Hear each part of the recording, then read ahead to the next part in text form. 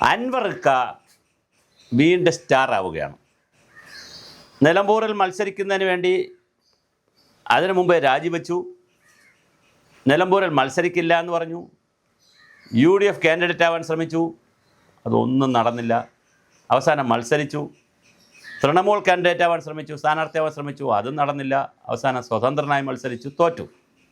എന്നാലും വലിയ വോട്ട് പിടിച്ചു, വലിയ തോതിൽ വോട്ട് പിടിച്ചു. അങ്ങനെ വോട്ട് പിടിച്ചതും കൂടി കൊണ്ടാണ് CPM സ്ഥാനാർത്ഥി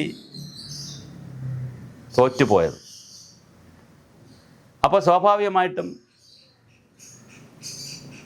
നിലമ്പൂരിൽ ആര്യാടൻ ഷൗക്കത്ത് ജയിക്കാൻ കാരണവും PV അൻവറിൻ്റെ ഒരു ഘടകം തന്നെയാണ്. പക്ഷേ PV അൻവർ UDFിലേക്ക് അന്ന് പോകുമെന്ന് സീരിയസ് ആയിട്ട് PV അൻവർ വിചാരിച്ചു, എല്ലാവരും വിചാരിച്ചിരുന്നു. പക്ഷെ അത് നടന്നില്ല. VD സതീശൻ്റെ തത്വാധിഷ്ഠിതമായ ഒരു നിലപാട്, ഒരു ആദർശാത്മക നിലപാടെന്നെല്ലാം പറഞ്ഞ് PV അൻവറിനെ എടുത്തില്ല. എന്നാൽ കാലം മാറി. ചാലിയാർ പുഴയിലൂടെ ഒരുപാട് വെള്ളമൊഴുകിപ്പോയി. നിലമ്പൂർ കാടുകളിലെ തേക്കുകൾ അവിടെയെല്ലാം ശുദ്ധമായ കാറ്റ് വീശി. വളരെ വലിയ തോതിൽ മുസ്ലിം ലീഗിനകത്ത് ചർച്ച നടന്നു. കോൺഗ്രസിനകത്ത് വലിയ വിഭാഗം ചർച്ച നടത്തി. ഏതായാലും ചർച്ചകളുടെയൊക്കെ ആത്യന്തിക ഫലം PV അൻവർ UDFിലേക്ക് വീണ്ടും സ്റ്റാറാകുന്നു. അദ്ദേഹം പഴയതുപോലുള്ള ഉപാധികളില്ല എന്നാണ് തോന്നുന്നത്. നേരത്തെ ഒരുപാട് ഉപാധികൾ വെച്ചിരുന്നു. മന്ത്രി സ്ഥാനം, ആഭ്യന്തര വകുപ്പ് മന്ത്രിസ്ഥാനം, പിന്നെ വനം വകുപ്പ് മന്ത്രിസ്ഥാനം, പിന്നെ ഉപമുഖ്യമന്ത്രി എന്നൊക്കെ പറഞ്ഞു പോയിരുന്നു. അതൊന്നും നടക്കുന്ന കാര്യങ്ങളല്ല എന്ന് അദ്ദേഹത്തിന് അറിയാമെങ്കിലും ചുമ്മാ അങ്ങ് വച്ചു, ഒരു തള്ളിയതാണ്.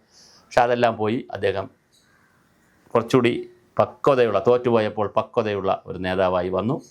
നേരത്തെ പക്വതയുണ്ടെന്നാലും കുറച്ചുകൂടി ഒരു ഇരുത്തം വന്ന നേതാവായി അദ്ദേഹം, പ്രാക്ടിക്കൽ നേതാവായി, പ്രായോഗിക നേതാവായി. സജി മഞ്ഞക്കടലിൽ അല്ലേ എന്ന് പറയുന്ന നമ്മുടെ കോട്ടയത്തെ കേരള കോൺഗ്രസ്സിലുണ്ടായിരുന്ന സജി മഞ്ഞക്കാടൻ അല്ലേ, അപ്പോൾ അദ്ദേഹം കൂടി ഇതിനകത്ത് പങ്കെടുത്തു. എറണാകുളത്ത് അനൗപചാരിക ചർച്ചകൾ നടക്കുന്നു.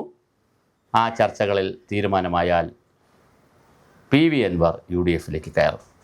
ഇനി നേതാവായിട്ടാണോ, നേതാവല്ല ഘടകകക്ഷിയായിട്ടാണോ, വ്യക്തിയായിട്ടാണോ, സ്വതന്ത്രനായിട്ടാണോ, മത്സരിക്കുന്നത് ഏത് സീറ്റിലാണ്? കാരണം നിലമ്പൂർ ആര്യാടൻ ഷൗക്കത്ത് മത്സരിച്ച് കുറച്ച് ദിവസത്തേക്ക് MLA ആയതുകൊണ്ട് തീർച്ചയായിട്ടും നിലമ്പൂർ ആര്യാടൻ ഷൗക്കത്ത് തന്നെ ആയിരിക്കും വീണ്ടും മത്സരിക്കുക. അപ്പോൾ മറ്റേത് ബേപ്പൂരാണോ, ഏത് മണ്ഡലത്തിലാണ് മത്സരിക്കുക, അവിടെ നിന്ന് ജയിക്കുമോ?